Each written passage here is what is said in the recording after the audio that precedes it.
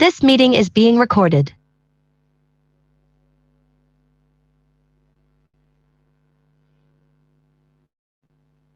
Oke. Siapa yang kerja di farmasi? Coba sebutkan nama NIM-nya. Namanya saja lah. Nggak usah NIM. Kita tukar informasi. Saya ingin menjawab. Oke. Ada Siapa ini? apoteker. Mestiawati 052. Oke. Ada Oke. apoteker, asisten apoteker. Seperti itu, Pak. Oke. Siapa ini tadi namanya? 052 Mestia. Mistiah ya, oke. Mistiah, saya kan kerja di apotek nggak? Atau di rumah sakit? Atau klinik? Pernah waktu SMK sih, Pak, PKL-nya. PKL-nya. Kalau sekarang? Belum. Oke. Waktu PKL, sekali jaga berapa sih SDM yang ada di apoteknya? Sekali jaga, kalau misalnya di rumah sakit itu kan persip kayaknya kurang lebih kayak dua orang deh, Pak. Lupa soalnya. 2 orang. Oke. Iya. Itu pagi apa sip sore? Pagi. Kalau di rawat inapnya, ya lupa soalnya udah lama, Pak. Oke. Apa saya pegang ya. Oke, ada yang bekerja lagi di tempat lain? Kita sharing.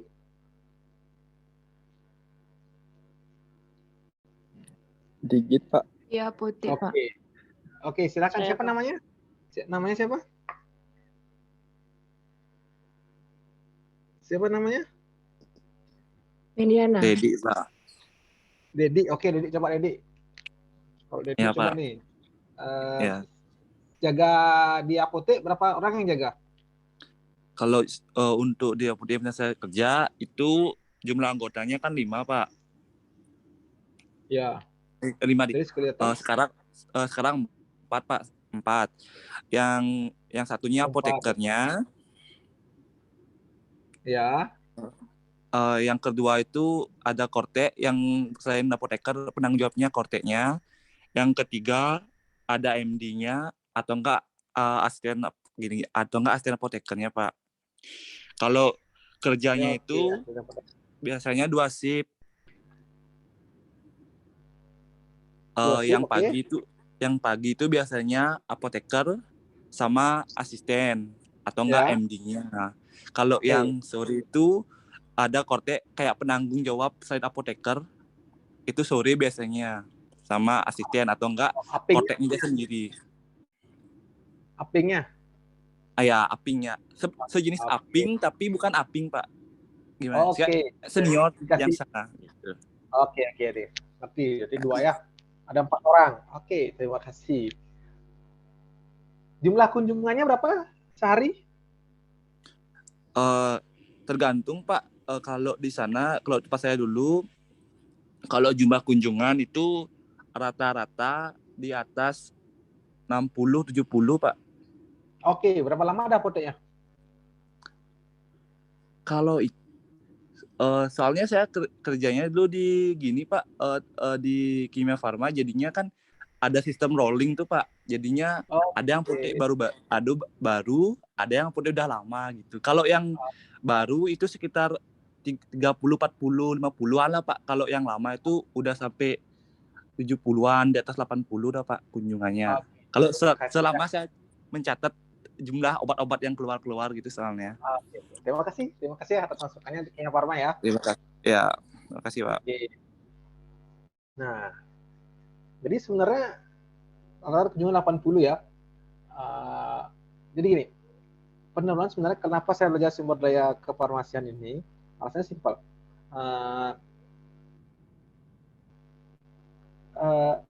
Jadi sebenarnya ketika awalnya nih, yang namanya kerja, ini kerja tim ya. Oke, kerja tim nih. Kita nih agak berbeda dengan profesi kesehatan lainnya. Agak sedikit unik nih farmasi nih. Kenapa kita bilang unik? Jadi gini, kalau profesi kesehatan lainnya itu dia fokus ke satu pasien kan. Jadi dia fokus mengobati pasien itu, misalnya dokter. Dia hanya fokus bagaimana cara menyembuhkan pasiennya. Nah, tapi kalau farmasi dia agak berbeda. selain memberikan informasi obat, dia juga harus mengurus administrasi obatnya. Baik itu ada obat datang, ngetok. Nah, jadi inilah permasalahannya. Ketika dia dikasih 2 kerjaan oleh 1 orang, jadi dia tidak akan bisa memaksimalkan peran tenaga kerjanya di sini. Inilah problem utamanya. Karena apa gitu? Karena dulu kalau kalian masuk farmasi dulu mungkin cuma kalian tahu cuma jelasin obat di pasien aja. Ternyata setelah nyemplung ke farmasi kuliah, ternyata kok saya belajar manajemen juga. Wah, ternyata setelah di pelaksanaannya kita juga ngatur obat datang, ngedor obat dan sebagainya. Nah, jadi sebenarnya gini, fokus utama dalam suatu apotek atau rumah sakit, ketika seorang tenaga teknis kefarmasian sudah bekerja di bagian administrasi, pesan obat, order obat, dia tidak akan sempat untuk melayani obat. Tapi ketika dipaksakan, hasil tidak akan maksimal. Nah, itu yang jadi masalah. Yang kedua, tetapi, nah ini ada tetapinya juga, kalau kalian dilihat dari sisi pengusaha, misalnya punya apotek, kalau kalian menggaji terlalu banyak pegawai, kalau misalnya namanya farmasi kan tenaga profesional nih, yang namanya tenaga profesional itu pasti salary-nya sangat, anggaplah tidak bisa dikasih sewenang-wenang dia punya aturan tersendiri. Kalau dari sisi pengusaha itu sangat merugikan sebenarnya. Kenapa? Karena operasional tinggi. Tapi dari segi keamanan itu untuk ke tenaga kesehatan dan juga masyarakat lebih senang dia. Ada 2 sisi yang berbeda. Nah, di sini saya akan bahas nih mengenai sumber daya kefarmasian. Berapa sih idealnya tenaga SDM ataupun SAPAS dan sarana yang wajib ada di apotek. Nah, itu problem utamanya. Jadi ketika ada apotek, berapa sih idealnya dia berjaga di sini untuk dalam melaksanakan pelayanan kefarmasian, baik itu dia ngurus administrasi, ngurus pelayanan dan sebagainya. Di sini akan saya kasih tipsnya. Nah, sebelum kita mulai tadi gimana jawab ya? Apa saja sih sumber daya kefarmasian? Ada 2 sumber daya manusianya dan sarana prasarananya. Ada 2 di sini. Nah, sekarang kita bahas satu persatu. Sumber daya manusia dulu. Oke. Jadi sebenarnya kalau kalian bekerja di apotek itu sebenarnya wajib punya izin ya. Waktu mungkin pertemuan lalu saya infokan bahwa kalau namanya kefarmasian wajib ada izinnya. Apoteker wajib punya SIPA, dia asisten apoteker wajib juga punya surat izin kerja. Kalau kasir bisa nggak kerja di apotek? Atau enggak non kefarmasian lah di sini. Kasir atau non kefarmasian? Bisa Pak. Tapi Oke. untuk peraturan Dinkesnya atau peraturan kefarmasiannya itu sekarang apotek yang harus D3 biasanya itu apotek yang besar, rumah sakit, puskesmas. Tapi kalau apotek-apotek kecil itu masih ada tenaga keperawatan kadang-kadang Pak, saya lihat Pak. Oke, saya simpan ya. Ya. Ada yang punya pendapat berbeda? Apakah masih boleh nggak mengurus kerja di apotek?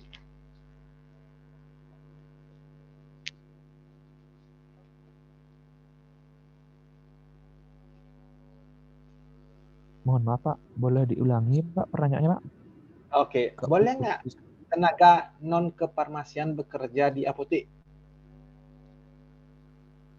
Izin menjawab Pak. Oke, silakan. NIM 82. Oke, silakan. Sebenarnya kalau sesuai peraturan dan di apotek itu seharusnya sih yang boleh bekerja itu tenaga yang bersangkutan seperti misalkan kefarmasian. Tapi kalau realitanya itu ada beberapa apotek yang menerima di luar selain kefarmasian Pak. Oke. Mungkin karena pemilihan dari gitunya sendiri, PSA-nya sendiri mungkin Pak. Oke, boleh atau enggak sebenarnya? Nggak boleh Pak. Halo? Nggak boleh. Oke, nggak boleh. Ini namanya siapa tadi? Triamas Pak. Triamas. Oke, terima kasih Triamas masukannya. Ada punya pendapat berbeda lagi satu? Saya Pak, coba Pak. Oke, silakan. Saya Happy NIM 021. Iya, oke, Kalau silakan. menurut saya memang dari peraturannya memang tidak boleh seharusnya. Tapi Seharusnya tidak boleh. seperti yang Bapak bilang sebelumnya juga, karena halo, kedengaran Pak? Ya, ya silakan. Lanjutkan lagi. Jadi seperti yang Bapak bilang sebelumnya, karena kan kalau kita memakai jasa dari tenaga teknis yang profesional akan memakan uh, operasional yang sangat besar. Jadi apotek-apotek kecil itu masih menggunakan tenaga tenaga kerja yang di luar farmasi atau non farmasi gitu Pak. Dalam artian Oke. dari segi operasionalnya akan jauh lebih tidak terlalu besar karena memang bukan passionnya di tenaga kerja itu bukan di farmasi. Jadi untuk masalah penggajian itu masih bisa diakalin oleh si ownernya punya apotek Pak. Terima kasih atas masukannya. Oke, sebelum saya menjawab pertanyaan yang tadi atau mendengar, saya ingin tahu nih, bisa nggak membedakan tupoksi job antara apoteker sama asisten apoteker?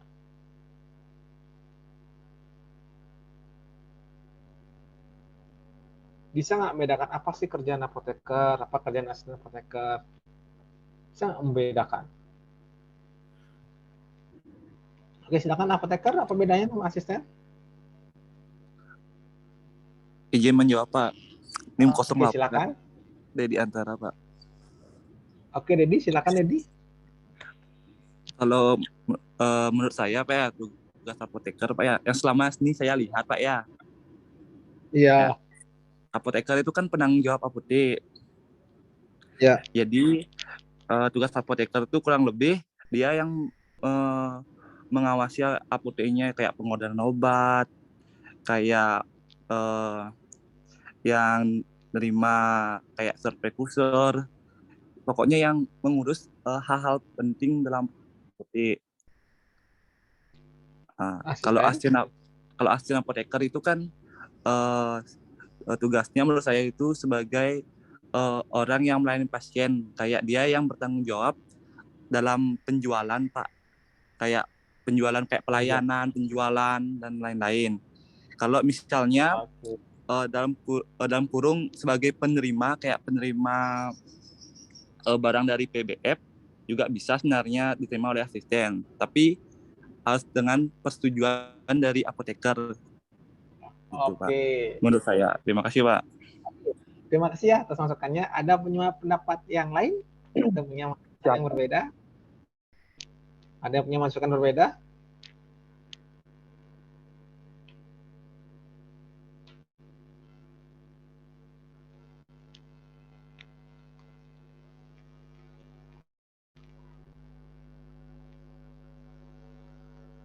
Ada punya pendapat berbeda?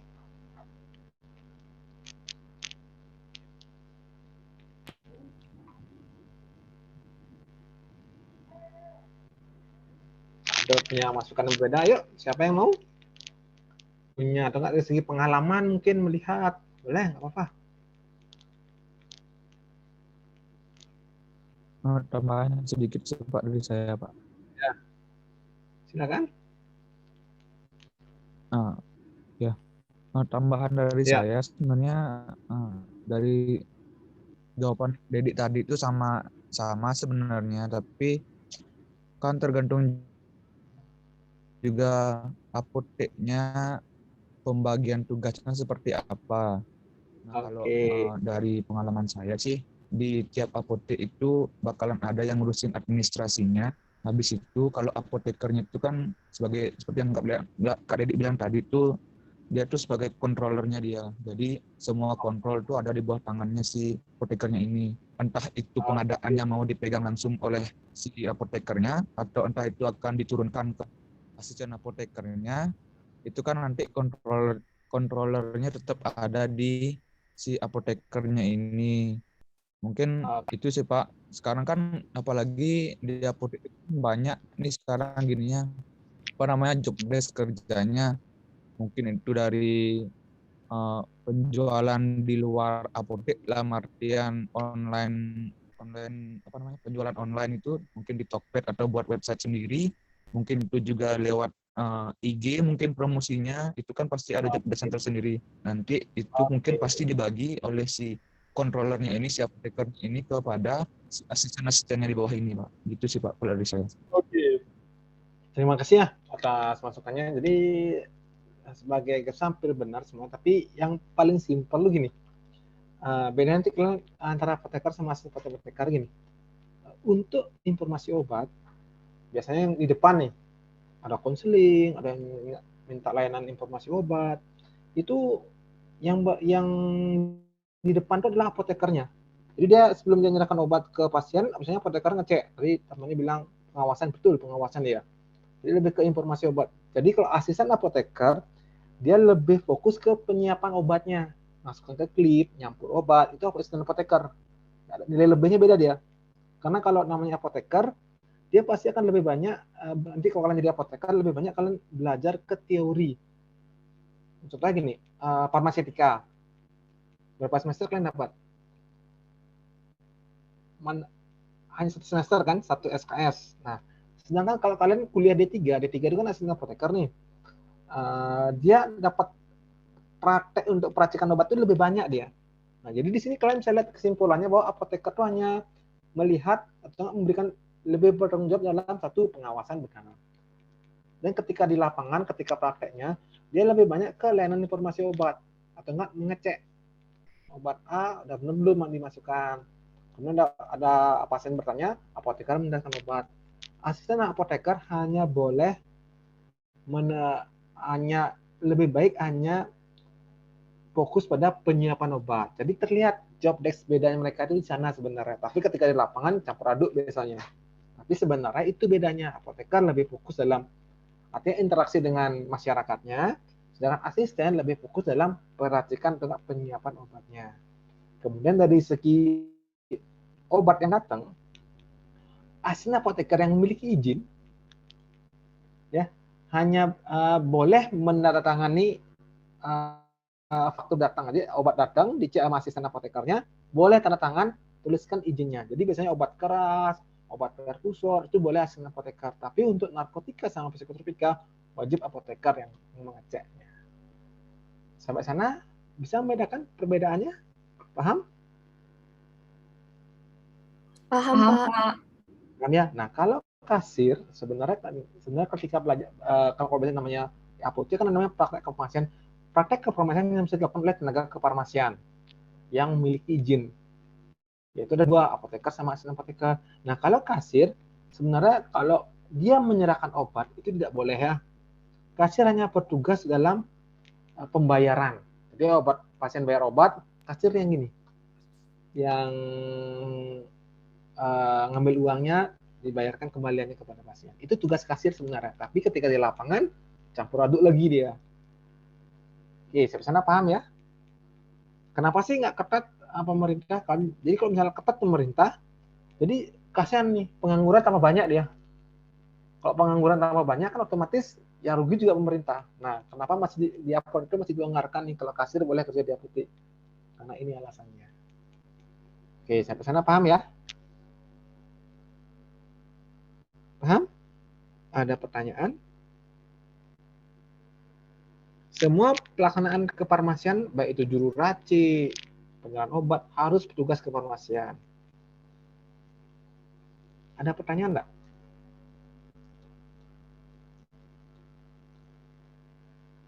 Ada pertanyaan? Belum ada, Pak. Oke, itu dari segi tugas. Nah, pertanyaan saya selanjutnya,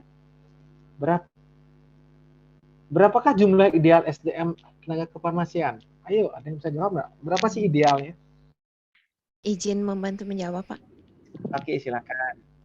Kalau apotek tanpa praktik dokter itu minimal 3 orang. Terus 3 kalau orang. apotek dengan praktik dokter itu minimal 5 orang. Maksudnya sekali jaga. Sekali jaganya. Iya, Pak. 3 orang sekali jaga. Bukan tadi kan tanpa praktek dokter nih, apotek berapa satu kali sip berapa orang? Idealnya. Kalau tanpa praktik dokternya tuh minimalnya 3 orang. Satu sipnya. Satu sip apa satu harinya? Halo, terdengar suara saya? Terdengar, Pak. Oke, satu sip apa satu orang? Maksudnya satu sip itu artinya dari pagi sampai sore berapa orang yang ideal jaganya gitu loh. Izin menjawab, Pak. Oke, silakan. Izin membantu, Pak. Oke, silakan. Ayo silakan. Kalau misalkan apotek itu cuma ada 2 shift, pagi dan sore, biasanya SDM-nya itu 1 orang per shift, Pak. Kalau misalkan jumlahnya itu ada apoteknya itu ada praktek dokter dan ada 3 shift, biasanya 2 orang. 2 orang, oke. Saya simpan ya. Ada punya pendapat berbeda? Berapa sih jumlah ideal SDM-nya? Pak, saya mau ya, coba. Pak. Oke, silakan. Saya NIM 17. Biasanya 17. Kalau misalnya di apotek tanpa dokter itu, kalau misalnya di jadwal pagi sampai siang, misalnya ada 2-3 shift. Ya. 2 shift, sorry Pak. Biasanya saat pagi sampai siang, biasanya itu yang paling padat, biasanya itu 2 orang, bisa 2 orang, bisa 3 orang, Pak. Kalau misalnya untuk jadwal malam itu biasanya cuma 1 orang saja. Menurut saya seperti itu. Padat itu berapa ukuran kunjungannya? Padat tuh maksudnya kalau misalnya di apotek itu rame, biasanya dia butuh tenaga lebih, biasanya 2 orang atau 3 orang, Pak. Jumlah kunjungan berapa dikatakan padat? Pengalaman? Kenapa, Pak? Dari segi pengalaman, kan berarti pernah kerja di apotek sebelumnya nih? Saya pernah PKL sih, Pak. Oke, kira-kira dikatakan padat itu berapa kira-kira kunjungannya? Biasanya sih kalau misalnya dari jam pagi sampai siang itu biasanya ada jadwal tertentu, kayak misalnya siang itu mereka kadang-kadang ada orang yang pesan dari obat dari rumah sakit yang ada, mereka datang ke ini, Pak, ke apoteknya. Enggak, jumlah kunjungannya berapa dikatakan padat? 10 kah? Jumlah 20 kunjungannya kah? dikatakan padat. Ya, berapa kira-kira? Kalau dari pengalaman?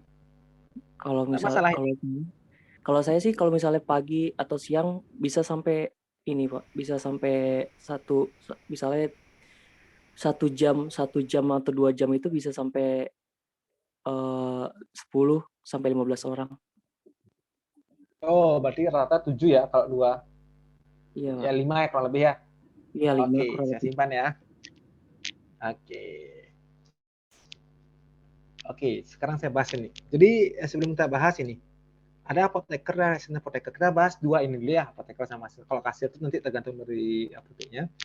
Jadi gini, berapa sih jumlah idealnya SDM, apoteker sama asisten apoteker? Nah, kita lihat ini. Dari sisi gini dulu. Kita lihat dari sisi idealnya. Jadi ketika ini kita berbicara masalah apotek dulu ya, apotek tanpa dokter. Nah,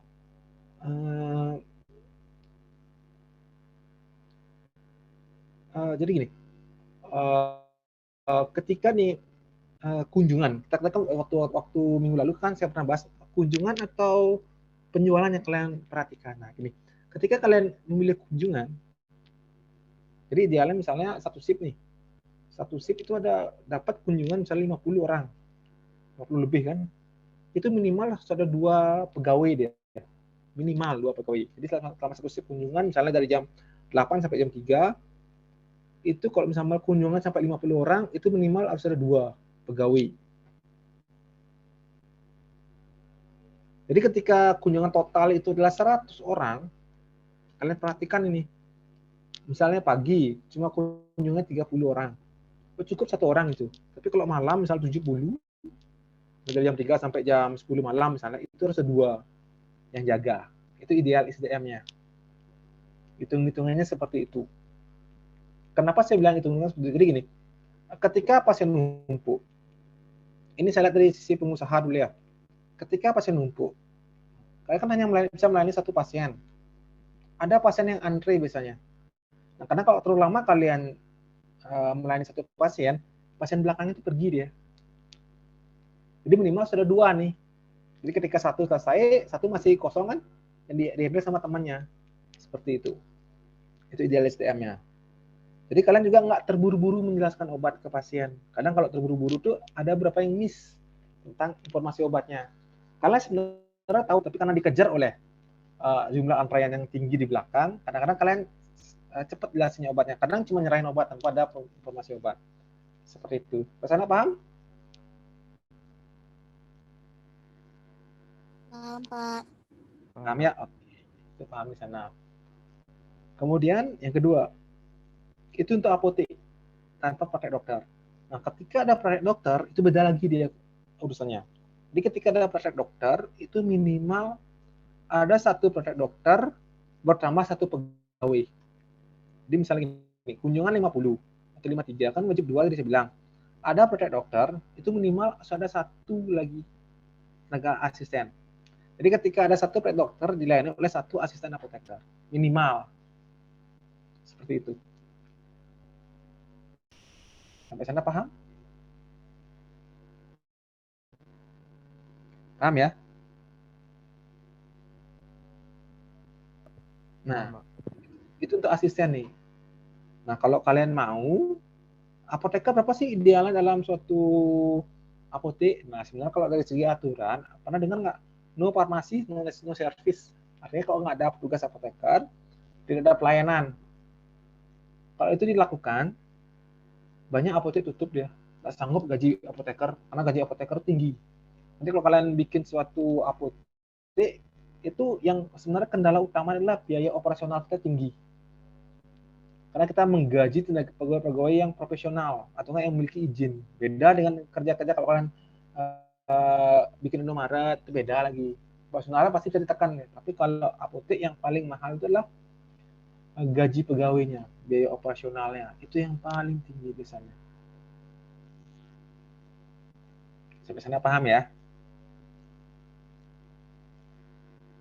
Nah, minimal kita cukup satu apoteker saja, satu apotek. Untuk apotek baru biasanya. Nah, seperti itu. Tapi, ini beda kasusnya lagi kalau misalnya kalian kerja di rumah sakit. Itu ada hitung-hitungannya nih. Biasanya kalau rawat inap nih, berapa dihitung lah bed, kamarnya dihitung. Misalnya 50 kamar, wajib ada satu apoteker biasanya. Jadi kalau ada 100 kamar, wajib ada 2 apoteker rumah sakit. Seperti itu. Kalau asisten menyesuaikan dengan jumlah praktek dokternya. Sampai sana paham nggak? Kalau rumah sakit, apoteker wajib ada, tergantung dari jumlah bednya. Misalnya 50 bed itu dipakai ada satu apoteker. Oke, sampai sana paham?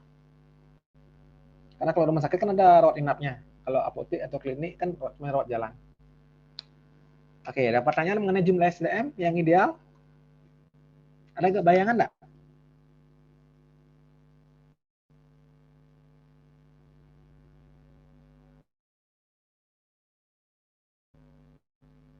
Ada bayangan? Paham ya? Paham, Pak. Paham? Oke, Paham, Pak. Ya, itu SD. Sekarang kita lari ke SAPRAS, sarana prasarana. Oke. Di sini ada beberapa SAPRAS wajib. Ya, bisa kalian lihat konseling, ruang tunggu, kartu stok. Nah, timbangan. Oke, sebentar. Saya ada tamu sebentar ya. Sebentar, ada yang nyari saya. Sebentar dulu. Kita pause dulu sebentar.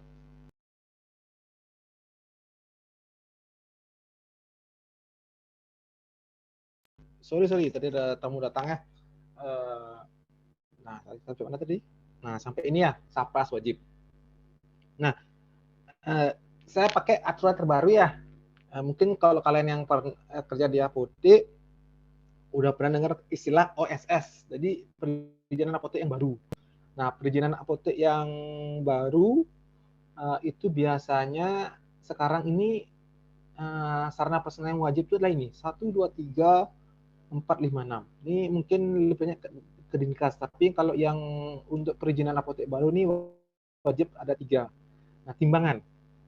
Waktu farmasetika pernah nggak lihat timbangan miligram? yang pakai anak timbangan tuh. Pernah lihat nggak? Pernah, Pak. Oke, pernah. Oke. Kira-kira kalau kalian pakai timbangan di lab itu, ketika nara sudah benar nggak?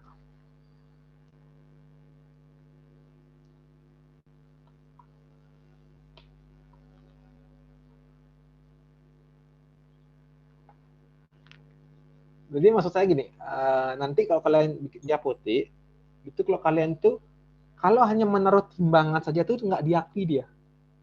Tidak akan pernah diakui oleh Balai POM. Jadi biasanya timbangan, ini adalah timbangan plus sertifikat validasinya. Sekarang diminta adalah sertifikat validasi, itu sertifikat taranya dia. Jadi sertifikat validasi itu nanti akan ada, misalnya gini, timbangan untuk apotek X sudah divalidasi oleh Badan BKKMG dengan nomor sertifikat sekian berlaku 1 tahun. Sekarang rata-rata seperti itu ya. Timbangan itu wajib ada sertifikat validasinya. Dan kalau zaman dulu mungkin ketika kalian bikin apotek, timbangan tuh bisa sering minjem ya ke teman yang punya apotek misalnya, pinjam dong timbangannya pakai ada pemeriksaan nih. Sekarang udah nggak bisa seperti itu, karena wajib ada validasi, dan validasinya itu ada sertifikat apotek kalian nanti. Nah, seperti itu. Ini paling banyak temuan nih. Ketika kalian belajar tentang SDM kefarmasian, timbangan ini paling banyak sering ketemuan. Apa itu jarang yang punya ada validasi. Kenapa saya bilang jarang ada validasinya? Karena harga validasi sangat mahal. Contohnya gini, misal kalian beli timbangan nih, mungkin harganya sekitar 1 juta. Tapi kalau salah pakai timbangan, nggak usah pakai timbangan yang kalian farmasika, tapi kalau kalian bisa pakai timbangan digital nih sekarang. Pernah pakai timbangan digital nggak di lab? Yang ditekan itu keluar angkanya itu? Pernah nggak? Nah, itu sekarang yang lebih baik dipakai. Tapi itu juga harus ada sertifikat validasinya. Jadi kalau nggak salah, saya pernah tanya ke teman saya yang kerja di apotek ini, berapa sih sekali validasi timbangan itu? Ternyata bayaran antara 600 sampai 700 ribu. Hanya berlaku setahun. Waduh, mahal ya. Harga timbangan 1 juta. Validasinya itu adalah 700 ribu sampai 700 ribu ya paling mahal itu. Kan lumayan harganya. Hanya berlaku setahun lagi. Nah, ini. Jadi kalau bikin apotek ini diperhatikan. Jadi ketika kalian beli timbangan baru itu belum dapat sertifikat validasinya. Harus divalidasi lagi sekali di Badan BKKMG namanya. Kalau salah nih di Tuban atau di Nirmala di Jimbaran, saya lupa alamat pastinya. Itu sekali validasi itu sekitar segitu harganya. Walaupun nanti kalau mungkin waktu farmasika kalian suka nimbang ya, timbang berapa miligram. Nah, walaupun nanti ketika kalian di lapangan, sekarang ini sudah jarang resep racikan menimbang. Udah hampir tidak pernah sekarang ketemu resep racikan menimbang. Rata-rata sekarang adalah sediaan obat jadi yang digerus, tidak perlu timbangan. Misalnya ambil 10 tablet, dibagi dalam 15 bungkus. Tapi tetap wajib ada ini. Kalau tidak ada, biasanya kena temuan nih, Balai POM atau Dinkes biasanya. Itu timbangan. Kemudian ada lemari narkotika dan psikotropika. Pernah lihat nggak lemari narko dan psikotropika? 2 pintu? Pernah, Pak. Pernah lihat ya? Pernah, Pak. Ya, oke. Jadi walaupun di apotek kalian tidak ada barang-barang narkotika dan psikotropika, lemarinya wajib ada. Kalau tidak ada, temuan lagi. Seperti itu. Kemudian yang terakhir, ada ketiga nih, pengatur suhu. Nah, pengatur suhu ruangan. Pernah nggak lihat suhu ruangan di apotek? Pernah, Pak. Oke. Dicatat nggak suhunya setiap hari? Tanggal sekian, suhunya sekian. Dicatat nggak? Dicatat, Pak.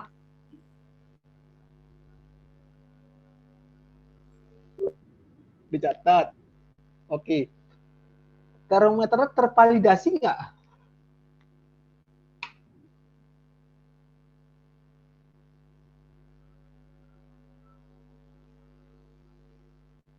Yang kerja di apotek, termometer tervalidasi nggak?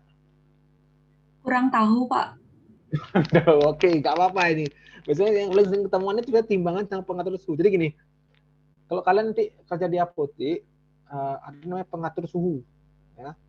Nah, pengatur suhu ini biasanya setiap hari catat suhunya berapa sih.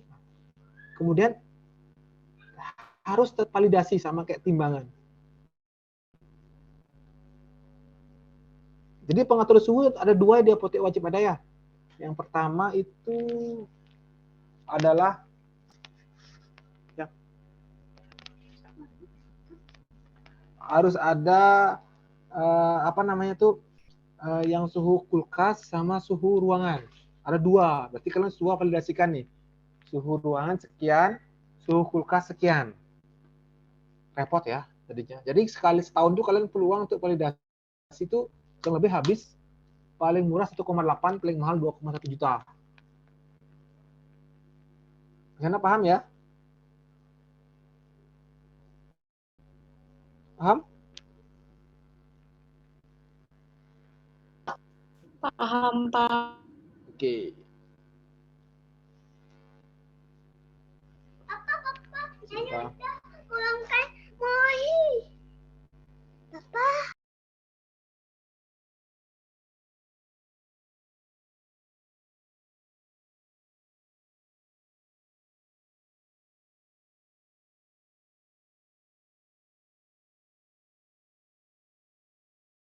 Sorry anak saya masuk ya. Itu kemudian ada ruang konseling, ruang tunggu, kartu stok. Nah, kalau di apotek ini wajib 3 harus ada nih. Ruang konseling, ruang tunggu. Minimal ruang konseling itu ada gini. Ada petunjuknya konseling obat dan ada tempat duduk. Kalau ruang tunggu cukup ada tempat duduk. Walaupun apotek kalian kecil, yang penting ada tempat duduknya. Kemudian kalau ruang konseling itu ada tanda ruang konseling walaupun jadi satu dengan ruang tunggu, nggak masalah dia. Biasanya ini sering diperiksa sama dinas kesehatan. Nah, pertanyaan saya adalah kartu stok. Kalau sudah pakai komputer, stoknya wajib nggak punya kartu stok lagi? Wajib, Pak. Ya? Wajib, Pak. Wajib, Oke, Pak. wajib. Alasannya apa? Ada yang tahu nggak? Biar nggak kalcek, Pak. Biasanya kalau di Dinkes itu biasanya mereka fisik sama gininya juga, Pak. Sama yang di komputer, Pak. Beda nggak kalau biasanya kayak obat-obat fisio sama narkotika itu kan riskan, Pak, pengeluarannya. Itu biasanya dicek sama gini. Ya. Makanya harus wajib dikurang Sama juga. Dinkesnya. Oke, ada punya pendapat berbeda nggak?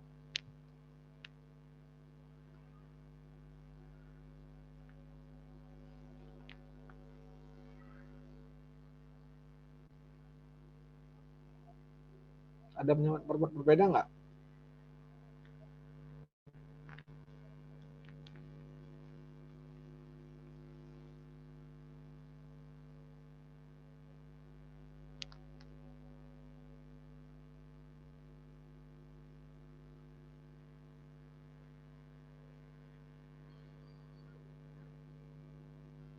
Oke, jadi gini, saya bahas saja ya. Kartu stok. Jadi gini sebenarnya, dulu saya pernah debat nih sama dinas kesehatannya, kenapa sih harus pakai kartu stok, Bu? Kan cukup pakai komputer aja. Apalagi zaman digital seperti sekarang ini. Ternyata alasannya simpel. Jadi ketika dia digital, dia ingin melihat nih, berapa sih, kapan aja sih pengeluaran obat ini. Nah, itu saya. Jadi misalnya tanggal sekian udah pengeluaran obat sekian.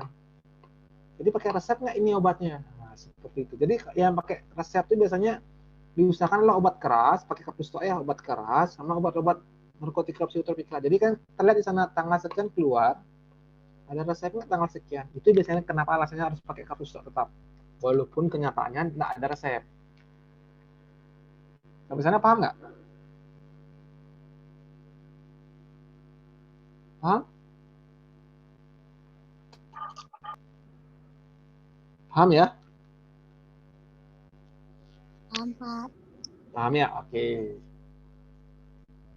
Ada pertanyaan nggak?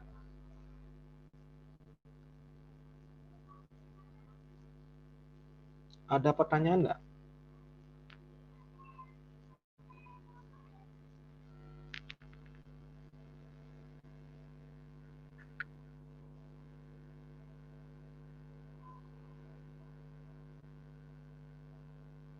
Ada pertanyaan nggak? Belum. Oke, silakan. Belum? Belum ada ya? Belum, Oke. Pak. Oke, saya lanjut lagi ya. Nah, tadi saya juga ngajarin kalian mengenai Sapras, ada sumber daya manusia, SDM. Nah, itu tujuannya adalah ini sebenarnya. Untuk SOP pelaksananya itu jelas jadinya. Nah, dalam SOP jelas tuh kalian menjadi standar kefarmasian. Jadi sebenarnya kalau di apotek itu yang paling belum ada sampai sekarang adalah SOP apotek. Sangat jarang ada yang punya SOP apotek. Kalau rumah sakit mungkin sudah ada SOP-nya karena dia akreditasi. Sedangkan apotek kan tidak ada apotek terakreditasi. Yang itu adalah rumah sakit terakreditasi. Jadi kalau kalian lihat di apotek-apotek itu SOP itu belum ada sampai sekarang. Seperti itu. Jadi nanti kalau kalian bikin SOP ini ada segini rata-rata SOP-nya. Ada namanya SOP pengelolaan pembekalan farmasi, SOP pelayanan farmasi, SOP pembuangan limbah, ada SOP administrasi dan lainnya. Untuk SOP pengelolaan pelayanan kefarmasian, nah ini itu biasanya lebih banyak ke obat masuk bagaimana, obat keluar bagaimana, apa yang harus dilakukan, seperti itu. Jadi kalau ada obat masuk, mau pakai metode first in first out,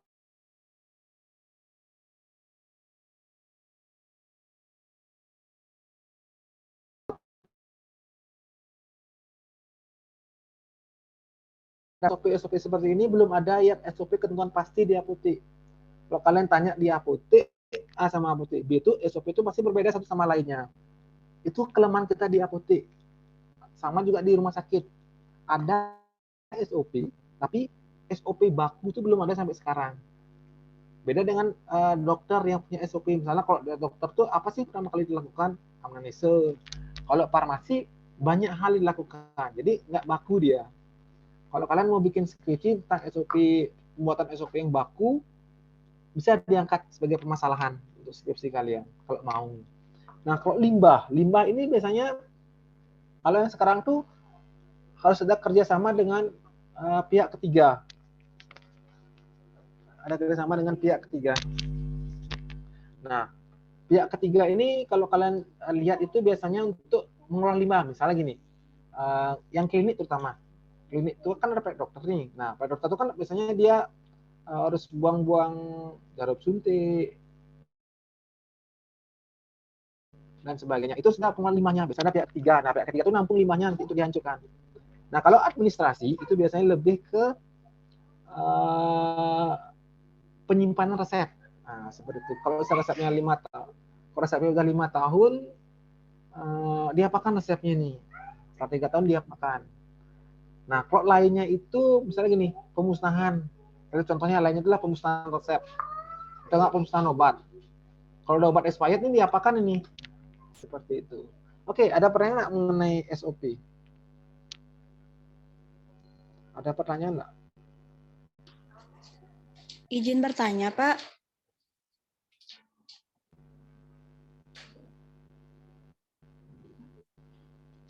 Silakan. Jadi kan di beberapa apotek itu yang ada praktek dokternya itu sudah menggunakan resep digital ya Pak.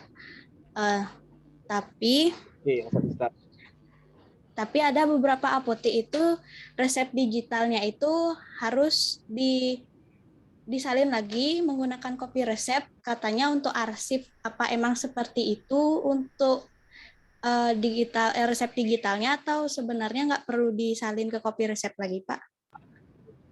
Jadi digitalnya nggak boleh. Jadi gini, yang jadi permasalahan adalah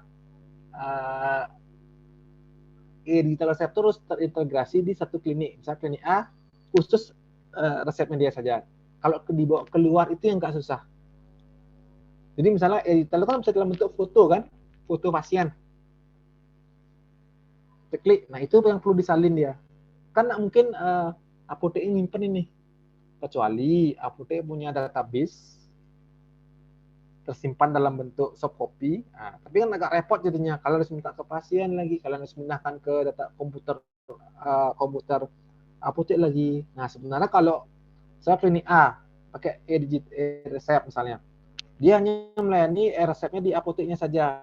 Itu bisa, nggak usah disalin lagi. Itu berlaku sama dengan resep asli. Jadi setelah 5 tahun bisa di-delete tuh resepnya. Kayak didelete resepnya.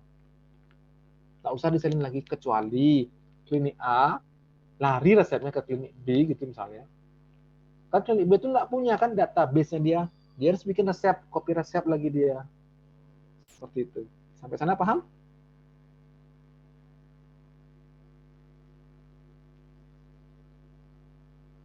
Sampai sana paham?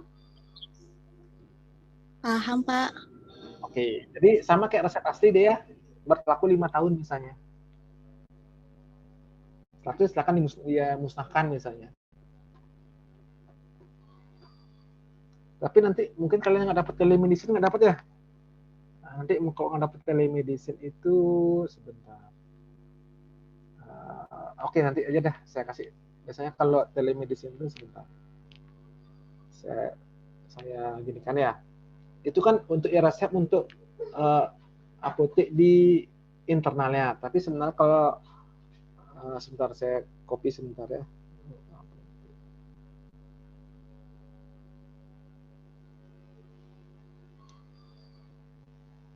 Kalau kalian lihat di sini.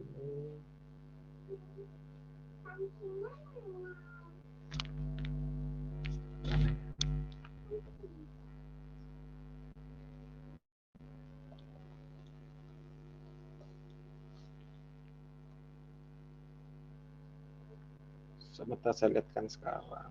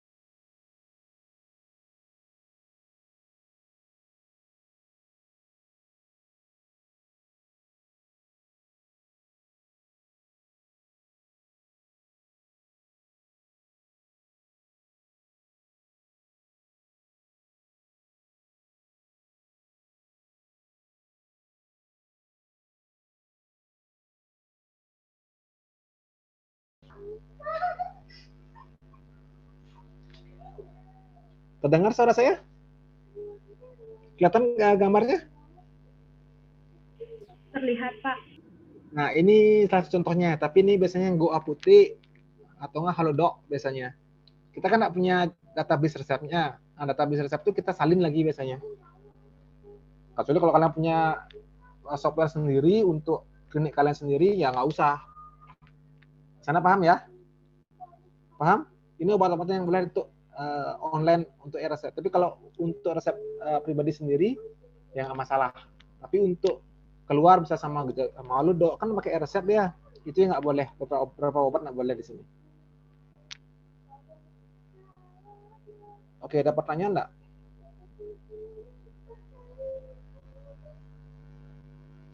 Ada pertanyaan lain? Sebelum saya akhiri? Ada pertanyaan lain? Dari saya belum, Pak. Ada, oke. Ada pertanyaan lain? Ada pertanyaan lain? Kalau tidak ada, boleh saya akhiri pertemuan hari ini? Boleh, Pak. Bisa, Pak. Oke. Bisa, Pak. Kalau gitu selamat siang ya. Ya? Mohon izin bertanya, Pak. Silakan. Untuk pertemuannya Bapak hari ini, saya mau tanya tentang kuliahnya, Pak. Ya. Untuk hari ini kan pertemuan terakhir dengan Bapak, nggih? Bukan, lagi sekali. Oh, lagi sekali. Berarti untuk sama Bapak lagi 4 kali, Pak, nggih? Ya, 4 kali sama saya. Oh, nggih. Pak, saya juga mau minta gini ya, Pak, kontrak kuliah timetable-nya. Ya, sekali. Terima kasih ya. Nggih, sama materi pendahuluannya, Pak. Nggih. Nggih. Oke, Terima semua kasih, saya kasih Pak. ya. Oke, Nggih. ya. Untuk Ada pertanyaan? biasa nih, Pak. Seperti biasa aja ya. Oh, nggih, Pak. Terima kasih, Pak. Ya. Oke, setelah itu lari ke Parma ya. Bawa ke jam 10 aja atau jam 1 nanti kita omongin lah di mana hari Jumat ya. Besok mulainya jam 10, Pak, nggih. Jam 10 aja ya. Oh, nggih, Pak. Terima kasih, Pak. Ada pertanyaan? Maaf Pak, saya korma farmakoepidemiologinya. Bapak bisa ngajar besok ya? Jangan besok. Saya maksimal 2 kali ya. Saya dari 2 kali gitu. karena di pagi saya ada ngajar ya. Saya nggak kuat ngomong terlalu banyak soal. Ya, berarti mungkin mulai untuk minggu depan baru mulai dari Selasa ya. Ya. Selasa aja. Ya. Kan masih saya sebenarnya di semangat pakai itu dulu sementara ya. Ya, terima kasih Bapak. Ya. Ada pertanyaan lain? Tidak ada? Kalau tidak ada, saya akhiri pertemuan hari ini ya. Selamat siang. Selamat siang, Pak. Terima kasih. Selamat siang, Pak. Terima kasih.